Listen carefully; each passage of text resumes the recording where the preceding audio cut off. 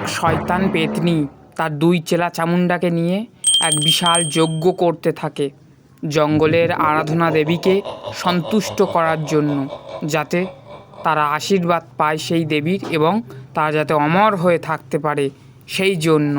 শোন ফেলুরাম আর কালুরাম, তোরা দুজনে আমার সঙ্গে এক মনে জঙ্গলের আরাধনা দেবীকে স্মরণ কর, যাতে আমরা ওই দেবীর আশীর্বাদ পাই এবং অমর হয়ে থাকতে পারি।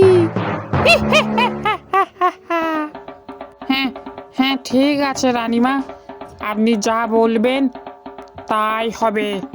আমরা আপনার সাথে স্মরণ করব। কি বলিস ফেলুরাম? হ্যাঁ রানীমা, আপনি যা বলবেন তাই হবে। হ্যাঁ রানীমা, নিন শুরু করুন। ওম ব্রিম হিং ক্রিং জঙ্গলের আরাধনা দেবী উদয় হোক। ওই দুষ্টু বদমাইশ পেতনি এবং তার চেলার পূজা ও ভক্তিতে সন্তুষ্ট হইয়া জঙ্গলের দেবী তাদের সামনে প্রকট হলেন। তোদের ভক্তিতে আমি সন্তুষ্ট। বল, কি চাস তোরা? কেন আমায় তোরা স্মরণ করেছিস? হ্যাঁ মহাশক্তিশালী দেবী মা, তুমি যদি সত্যিই সন্তুষ্ট হয়ে থাকো আমার পূজাতে, তাহলে আমাকে সেই বর দান করুন, আমি যাতে অমর হয়ে থাকতে পারি, কেউ যেন না কোনোদিন আমায় মারতে পারে। দেখ পেতনি, ওরকম বরদান আমি তোকে দিতে পারবো না রে। কারণ যারা একবার এই পৃথিবীতে জন্মগ্রহণ করেছে তাদের প্রত্যেকেরই একদিন চলে যেতে হবে রে, এ যে চির সত্য। তবে যেহেতু তোর ভক্তিতে আমি সন্তুষ্ট হয়েছি, তোকে আশীর্বাদ আমি অবশ্যই দেব। জেনে রাখ, কোনো শয়তান পিশাচিনী দৈত্য দানব তোর কোনো ক্ষতি করতে পারবে না, কিন্তু কোনো ভালো মানুষের তুই কোনো ক্ষতি করবি না, নইলে সেই তোর ধ্বংসের কারণ হবে। গারো পাহাড়ের নিচে ছিল পশুপালন এলাকা। সেখানে বেশিরভাগ পশুপালন করলেও তাদের মধ্যে কেউ কেউ চাষবাস করত, কেউ কেউ আবার ছোটোখাটো ব্যবসা বাণিজ্য করত। সেই অঞ্চলের ঠিক পাশেই ছিল খুব ছোট্ট একটি গ্রাম। সেখানে মানুষরা খুব শান্তিতে আনন্দে বসবাস করত। সকাল হলেই সবাই যে যার ব্যবসা বাণিজ্য কাজে বেরিয়ে পড়ত। মাথায় বড় বড় ঝুড়ি ঝাঁকা নিয়ে নিত্য নতুন বাজারে চলে যেত। গরুর গাড়িতে মালপত্র নিয়ে দোকানে বসার তাগিদে বেরিয়ে পড়তো। গ্রামটা খুব ছোট হওয়ায় বাজারে খুব জমায়েত না হলেও মোটামুটি ভিড় থাকতো। দোকানদাররা কাস্টমারের সঙ্গে খুব ভালো ব্যবহার করতেন।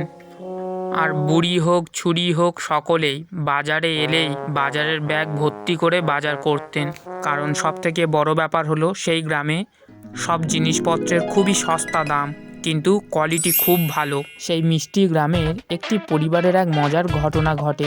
সেই পরিবারের মোট 3 জন সদস্য, বাবা মা এবং তাদের ছোট্ট রাজকন্যার মতো মেয়ে।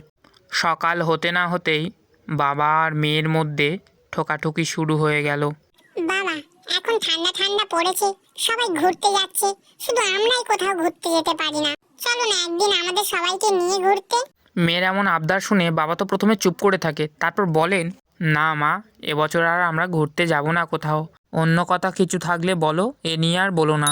কিন্তু তাতেও রিমি সরে না, সে আরও বায়না করতে থাকে। না বাবা, চলো না, অনেক দিন হয়ে গেছে আমরা কোথাও ঘুরতে যাইনি। আমরা তিনজন যাই, চলো না বাবা। তুই তো আমার লক্ষ্মী মা, তুই বুঝছিস না আমার অবস্থার কথা। হাতে টাকা পয়সা নেই, আমি তোকে কথা দিচ্ছি এবারে বাণিজ্য করে ফিরি, তারপর সবাই মিলে ঘুরতে যাব। তাদের কথাবার্তা শুনে রিমির মা সেখানে চলে আসেন। কি হলো, বাপ মেয়ে চিৎকার চেঁচামেচি করছো কেন এত?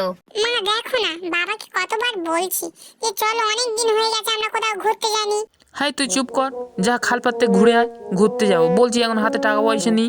আমি তো বলছি বাণিজ্য থেকে ফিরি, তারপর যাবি এখন কোথায়? একসাথে সবাই মিলে যাবো বলছি তো।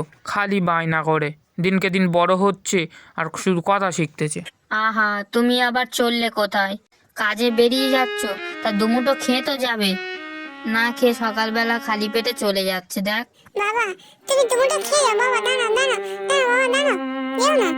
আমি না এখন বাচ্চা আছি, আবদার করি, কিন্তু উনি তো বড় হয়ে গেছেন, এখন কি ওনার রাগ করা সাজে? দুর্গা দুর্গা কালী কালী। বাড়ির এত বড় মানুষটা ছোট বাচ্চার ওপর অভিমান করে না খেয়ে বেরিয়ে যায়। মানুষ পারে, কিন্তু কি আর করা যাবে। এ যে তার ভাগ্যে লেখা ছিল, সে আদৌ জানতো না তার সঙ্গে কি হতে চলেছে। মা গো তুমি বলো, আমি কি দোষ করেছি বলো? আমাকে সত্যি কোথাও অনেকদিন ঘুরতে যায়নি। আচ্ছা ঠিক আছে, বড়দের মতো অত পাকা পাকা কথা না বলে যাও বাইরে একটু খেলে আসো, ততক্ষণ ঘরের কাজগুলো একটু সেরে নি। উফ, যা দিনকাল পড়েছে, কি আর বলবো। রিমির জন্য তার 3 বন্ধু তাদের বাড়ির বাইরে অপেক্ষা করছিল। সে বাইরে বেরিয়ে আসতেই তারা খুব আনন্দের সঙ্গে নাচানাচি করতে থাকে। রাম বাম बोले मस्ती में डोले, राम बम बोले मस्ती में तो डोले रे, राम बम बोले मस्ती में डोले, राम बम बोले मस्ती में तो डोले रे। लकड़ी की काठी काठी की घोड़ा, घोड़े की दुम पे जो मारा तारा, दाना दाना दाना घोड़ा दुम उठा के दौड़ा, पा पा पा पा पा। लकड़ी की काठी काठी पे घोड़ा, घोड़े की दुम पे जो मारा तारा, दाना दाना दाना घोड़ा दुम उठा के दौड़ा, पा पा पा पा पा। এইভাবে বাচ্চারা অনেকক্ষণ ধরে খেলতে থাকে। তারপর খেলাধুলা শেষে সব যে যার বাড়িতে পৌঁছে যায়। পরবর্তী অংশটি দেখার জন্য বন্ধুরা চ্যানেলটিকে এখনই সাবস্ক্রাইব করুন।